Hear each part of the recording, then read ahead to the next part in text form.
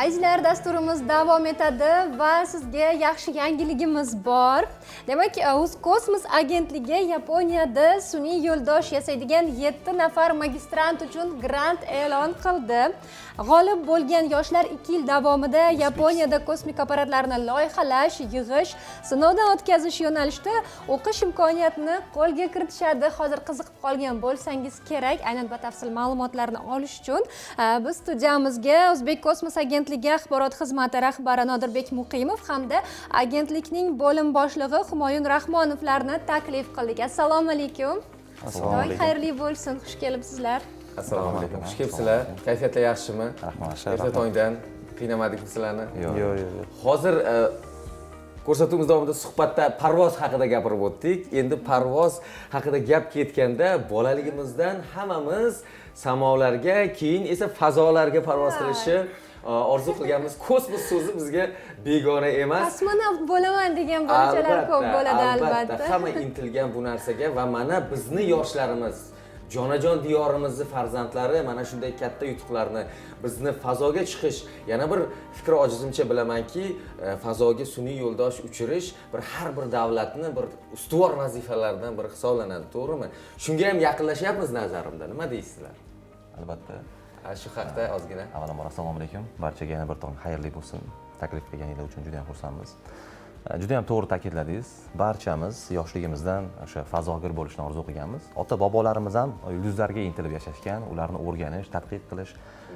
Bugungi kunda kosmos shu darajada katta bir qamrovni egalladiki, hayotimizning deyarli har bir jabhasida u bilan bog'liq bo'lgan texnologiyalarni ko'rishimiz mumkin. Bu aqlli uy, aqlli shahar bo'ladimi, qo'limizdagi smartfonlar, navigatsiya tizimlari, umuman barcha qanday bir texnologiyalar borki, hammasi bevosita kosmos bilan bog'liq. Endi har bir davlat aytganingizdek rivojlanishni va yangi texnologiyalarni joriy qilishni xohlaydi va bu borada bevosita kosmosning, ya'ni koinotning o'rni juda ham katta. Ayni shu maqsadda davlatimiz rahbari tashabbusi bilan 2019-yilda O'zbekistonda ham aynan kosmik tadqiqotlar va texnologiyalar bilan shug'ullanuvchi O'zbek kosmos agentligi, ya'ni Kosmos agentligi faoliyat boshladi. Va o'tgan vaqt davomida agentlik bevosita O'zbekistonda kosmik texnologiyalarni rivojlantirish, kosmik ta'limni shakllantirish, sababi shu o'tgan vaqt davomida bizda barcha yo'nalishlar singari aynan kosmos bilan, muhandislik bilan, umuman shu yo'nalishda shug'ullanadigan va ta'lim oladigan yoshlar demakki bir manaqasi avlodi biroz yo'qolib qolgandi. Va biz hozir buni qaytadan tiklashga harakat qilyapmiz va bugungi kunda O'zbek kosmos agentligi o'sha o'zining xalqaro hamkorlari bilan birgalikda mana shunday ta'lim loyihalarini, grantlarni, juda ham ko'plab imkoniyatlarni yoshlarga taqdim etyapti.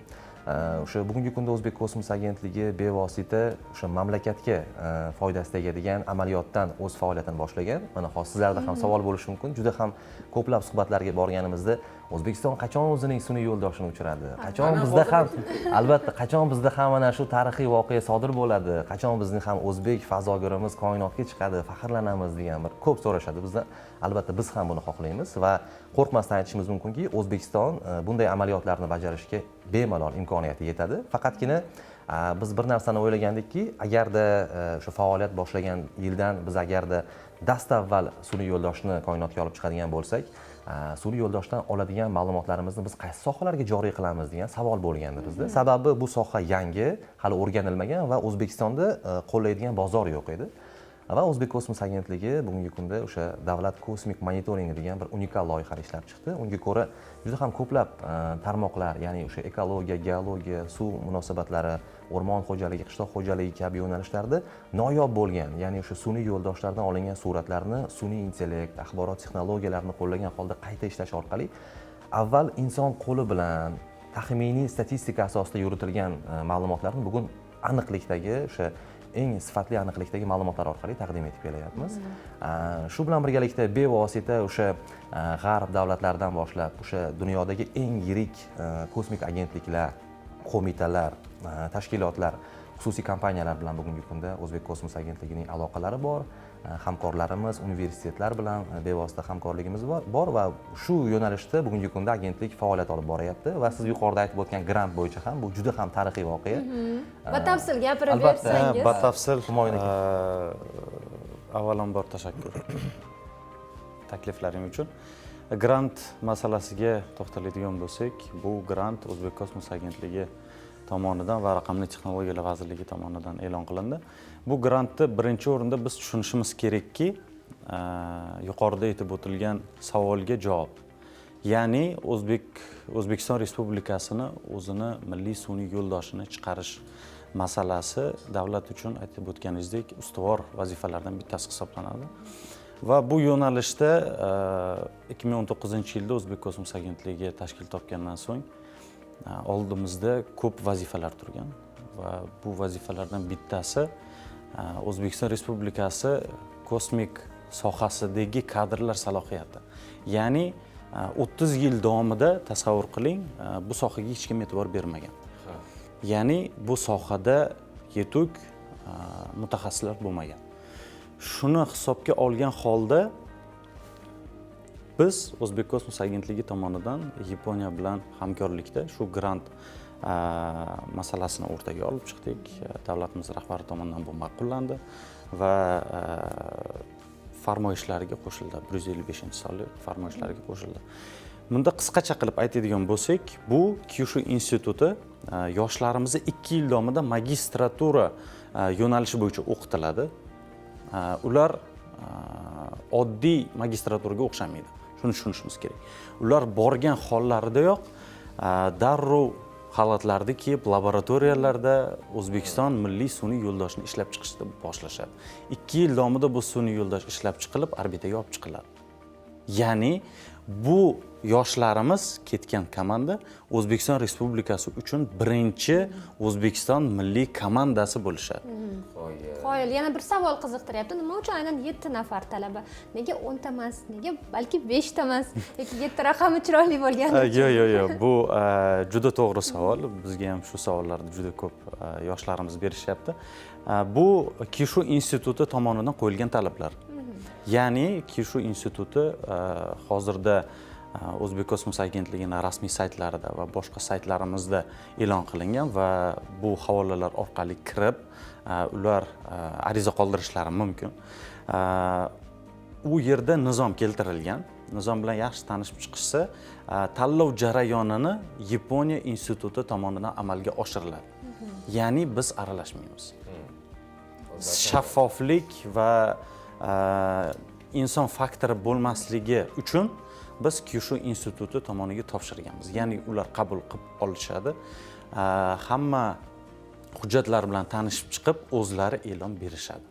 Komilaxon, bilasizmi, hozir ijodkor bo'lganim uchunmi bilmayman, hozir shu ikki yigitlarimizga qarab turib shundoq tarixga qaytib ketganday bo'lyapman va o'sha Mirzo Ulug'bekni yoki bo'lmasam Beruniy bobomizni ko'rganday bo'lyapman. Bizni o'sha Ibrohim akani yaxshi bilasizlar, o'sha vazirlikda faoliyat olib borgan, o'sha genlar haqida biolog olimda ular. Genlar haqida gapirganlarda mana shu ota-bobolarimizni genlari bilan bizning genlarimiz bir xil ekanligini aytib o'tganlar va bizda mana shu mavzu juda tez rivojlanib ketishi nazarimda kutiladi.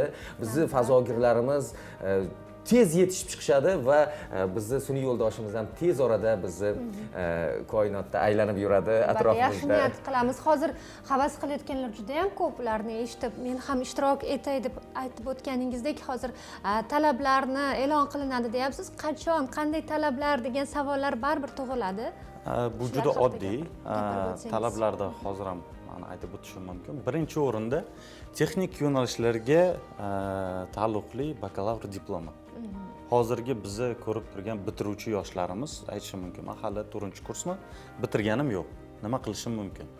Bu ham yo'li oson. Universitet tomonidan transkripsiya deyiladi. Ya'ni diplomlarini 4 yil davomida o'qigan fanlarini kiritib, universitet tomonidan pechat qo'yib beriladi. Ya'ni muhr qo'yib beriladi. Ikkinchi hujjat bu motivatsion xat. Ya'ni aynan nimaga sizni universitet tanlashi kerak shu yo'nalish bo'yicha. Yana bitta narsani aytib o'tmoqchiman, hujjatlar ikkitasini eslab qolinglar.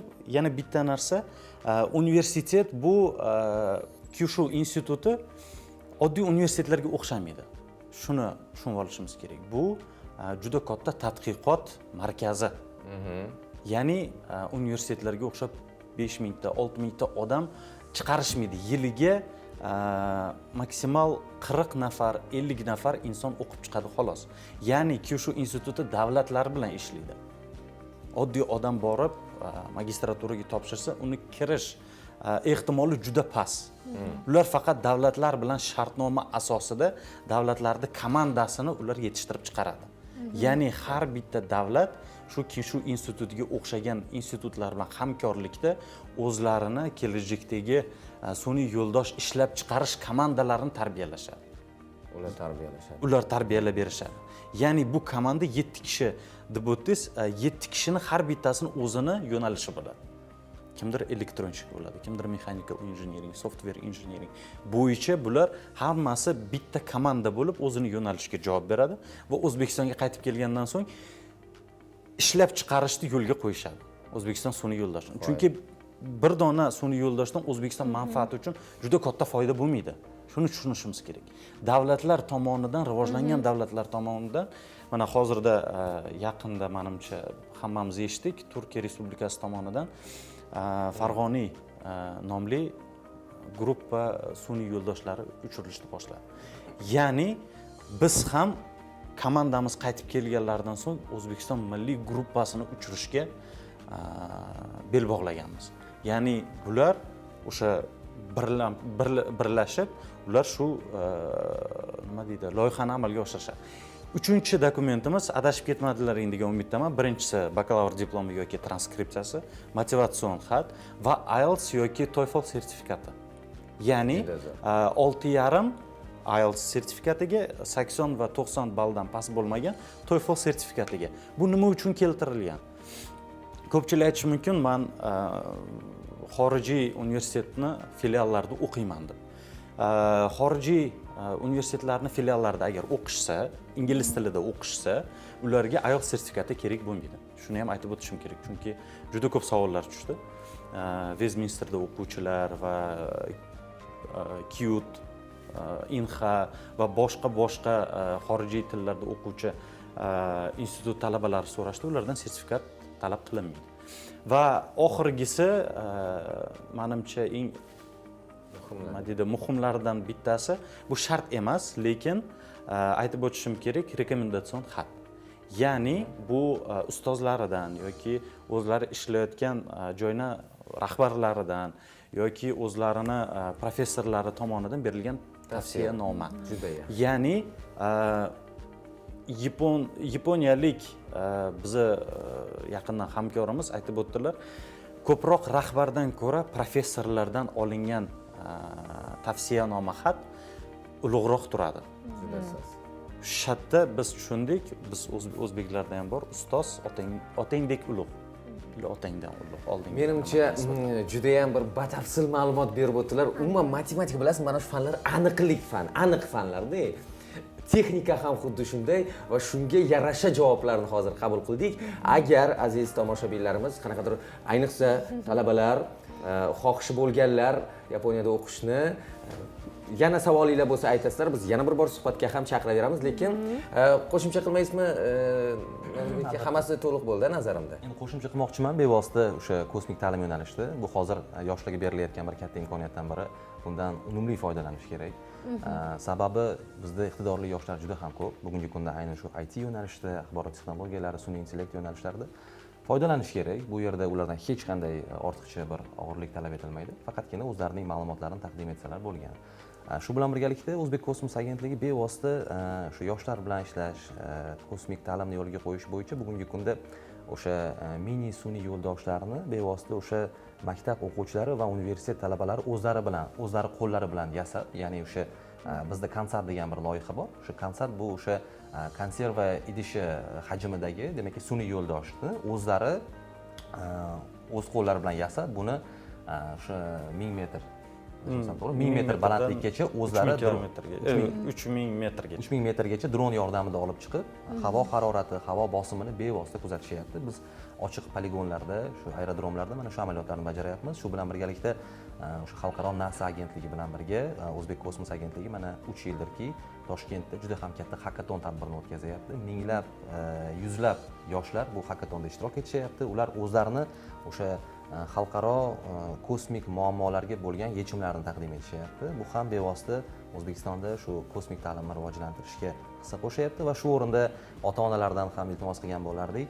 Endi hozir biz ketayotgan asr va davr bevosita texnika va texnologiya bilan bog'liq va bundan-da rivojlanadi. Sun'iy intellekt ertaga borib juda ham biz o'ylamagan noodatiy yangiliklar chiqishi mumkin va albatta ko'proq farzandlarni shu aniq fanlarga aytganingizdek muhandislikka, IT yo'nalishlariga qiziqishi bo'lganda bevosita uni rivojlantirishga ko'maklashish kerak. Qo'llab-quvvatlash kerak. Chunki bizga o'zimizning kadrlar albatta kerak. Ertaga O'zbekiston albatta o'zining sun'iy yo'ldoshini uchiradi, o'zining vatanparvarlik fazogirini olib chiqadi. Shunda bizga shunday kadrlar albatta kerak bo'ladi. Sizlarga katta rahmat aytamiz bugungi tashrif uchun, ma'lumotlar uchun. Mana shu loyiha